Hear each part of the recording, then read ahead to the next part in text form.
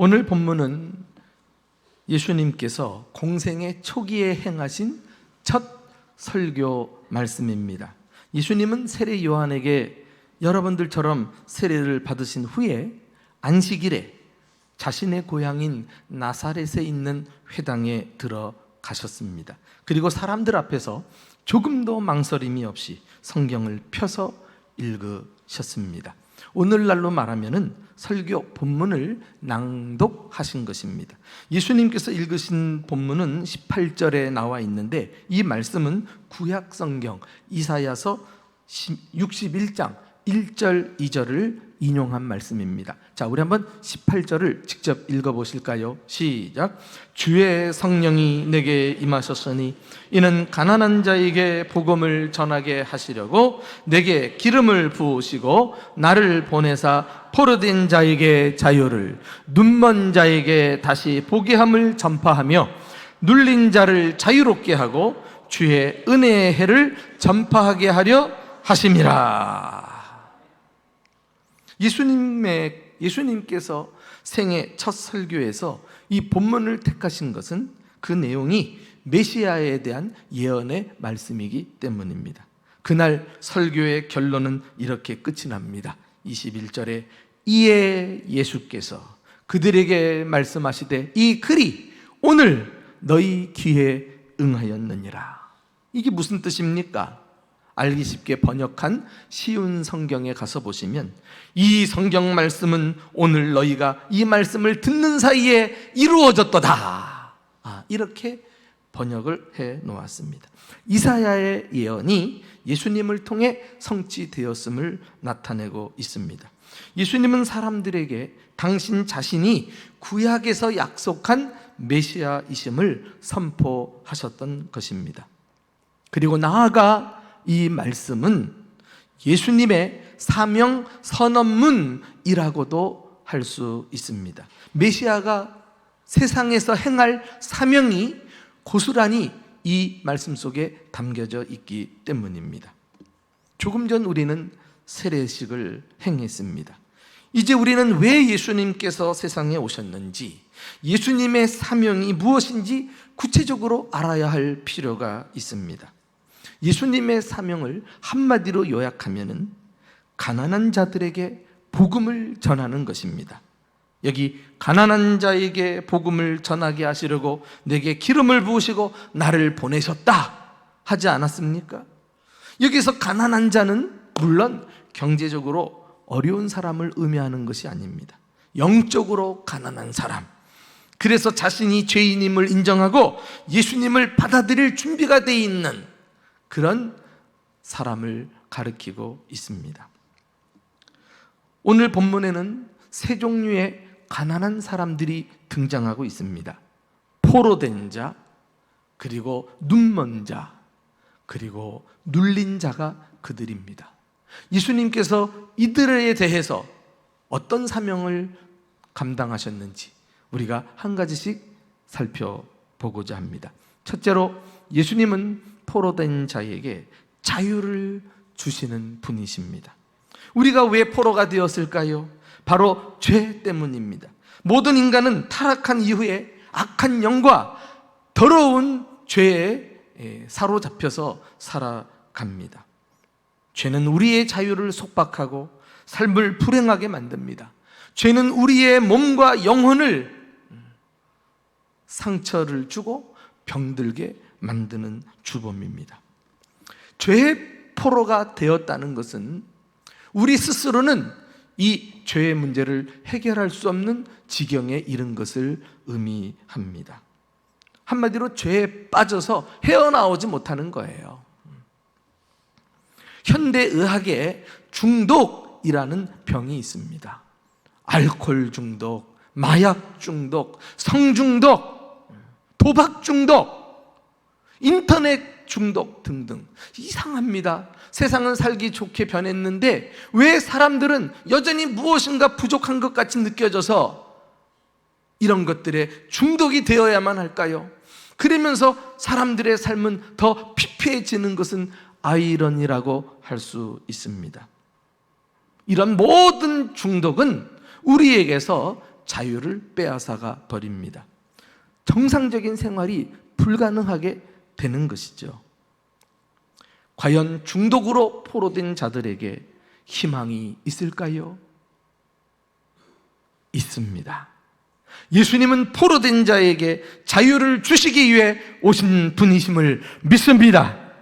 그리고 예수님은 지금도 얼마든지 악한 것들에 붙잡혀 있는 자들을 해방시켜 주십니다. 자, 이 대목이 구체적으로 요한복음 8장 32절 36절에 나와 있는데 예수님이 친히 하신 말씀입니다. 제가 엄청 좋아하는 말씀이기도 하고요. 다 같이 읽어봅시다. 시작.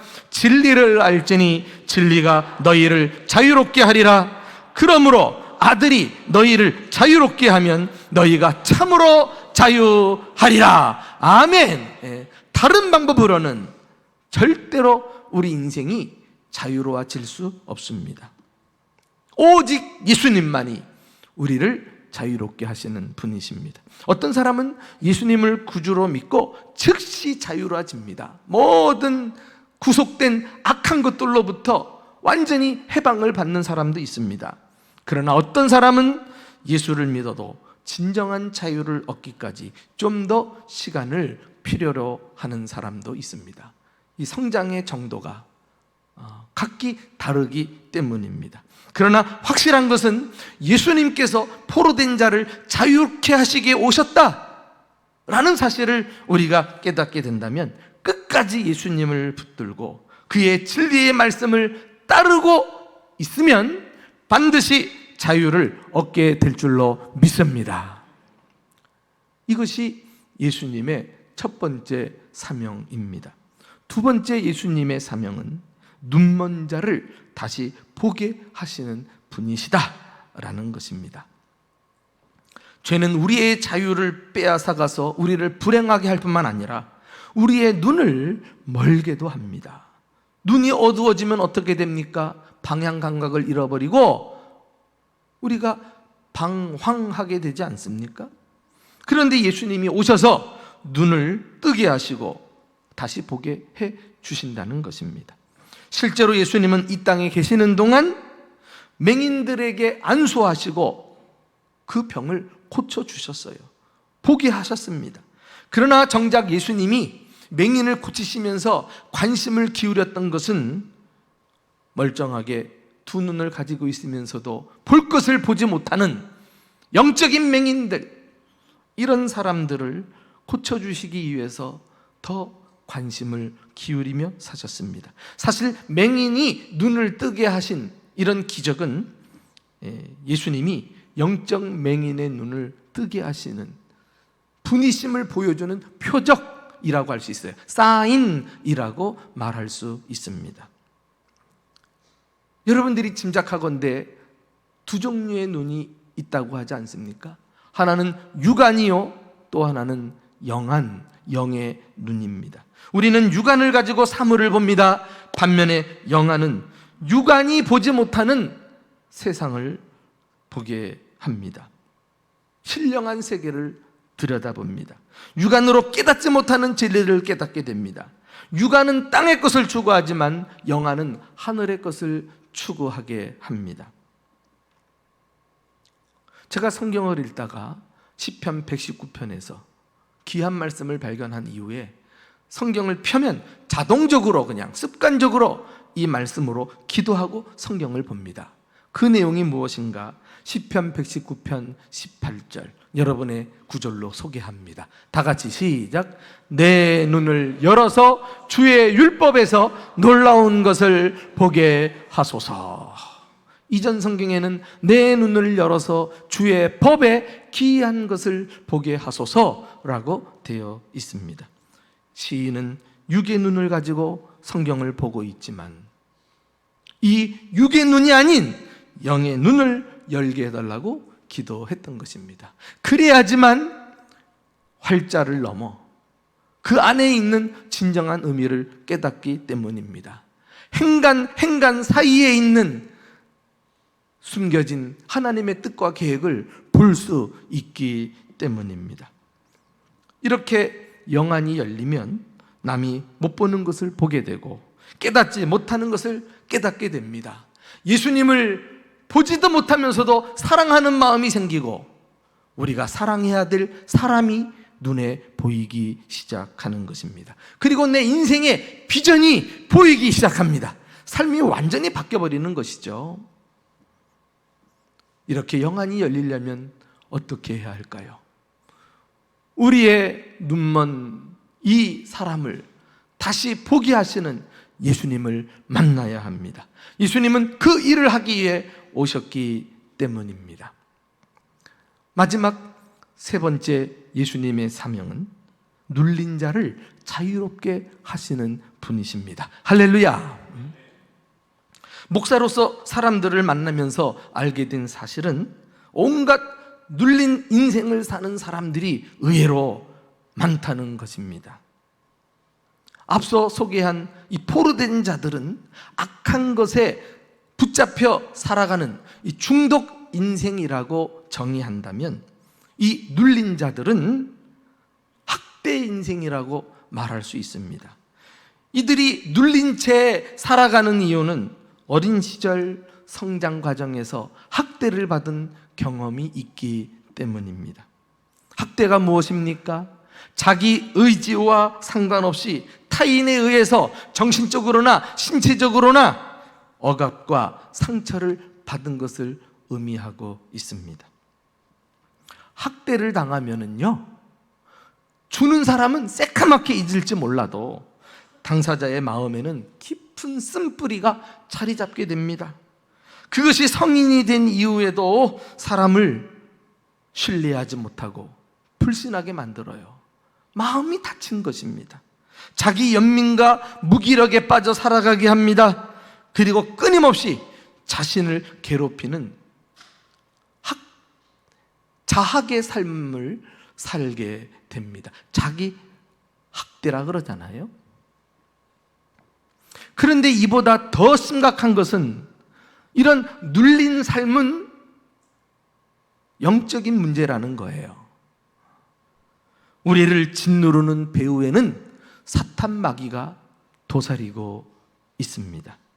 실제로 복음서에 가서 보시면 사탄 마귀와 귀신들이 사람들을 사로잡아가지고 그의 의사와는 상관없이 무덤가로 끌고 갑니다. 불 속에 내던집니다. 소리를 고래고래 지르게 합니다. 사람들에게 폭력을 휘둘러서 난장판을 만들어 버리기도 합니다. 그런데 예수님이 오시자 완전히 상황이 바뀝니다. 예수님께서 귀신을 꾸짖고 그 사람에게 나오라고 명령하셨습니다. 그 순간 귀신들은 그에게서 떠나가고 귀신 들린 사람은 온전하게 되었습니다. 옷을 제대로 입고 예수의 발 아래 무릎을 꿇을 줄도 알고 무덤가를 떠나서 이제는 자기 집을 찾아 돌아와서 모든 사람들과 잘 어울리는 사람이 된 것입니다.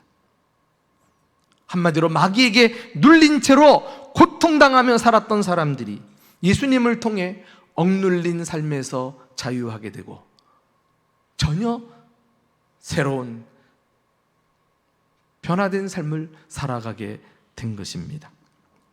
이렇게 예수님은 우리를 모든 억압에서 해방시켜 주시기 위해서 오셨습니다. 예수님의 사명은 우리 안에 있는 쓴뿌리를 제거하시고 우리에게 기쁨과 평안과 소망과 자유를 주시기 위해서 오신 것입니다. 사랑하는 교우 여러분, 지금 이 순간 여러 가지 자신을 누르는 문제 때문에 힘들어하고 계십니까? 이제 복음의 능력을 믿고 예수님께 나와 도움을 청하십시오. 예수님이 귀신에게 명령하셨듯이 여러분도 예수님의 이름을 힘입어 선포하시기 바랍니다. 예수 그리스도의 이름으로 명하노니 나를 힘들게 하고 나를 사로잡고 있는 모든 악한 것들은 내게서 떠나가라. 그 결박은 풀어지고 사슬은 끊어질지어다. 이제 나는 예수 안에서 해방되었다. 나는 자유인이다. 할렐루야. 여러분, 오늘 예수님께서 이 자기 사명 선언문을 선포하시고 나서 마지막에 뭐라고 말씀하십니까? 주의 은혜의 해가 너희에게 이르렀다 선포하지 않았습니까? 과거에 우리를 억압하고 우리를 속박했던 죄의 시대, 율법의 시대는 다 끝나고 예수님이 오심으로써 은혜의 시대, 자유와 해방과 참된 안식과 참된 기쁨과 소망의 시대가 활짝 열렸음을 우리에게 선포해 주셨습니다. 이런 은혜의 해가 우리 앞에 펼쳐졌거늘 우리는 무엇 때문에 절망하고 낙심하고 고통스러워 할 것입니까? 예수님의 사명을 꼭 기억합시다. 예수님은 포로된 자에게 자유를 주시는 분이십니다. 예수님은 눈먼 자를 다시 보게 하시는 분이십니다. 예수님은 눌린 자를 자유롭게 하시는 분이십니다. 이제 성찬식을 거행하려고 합니다. 자신의 사명을 이루기 위해서 십자가에서 몸을 찢기시고 피 흘리신 예수님을 생각하면서 성찬식에 참여합시다.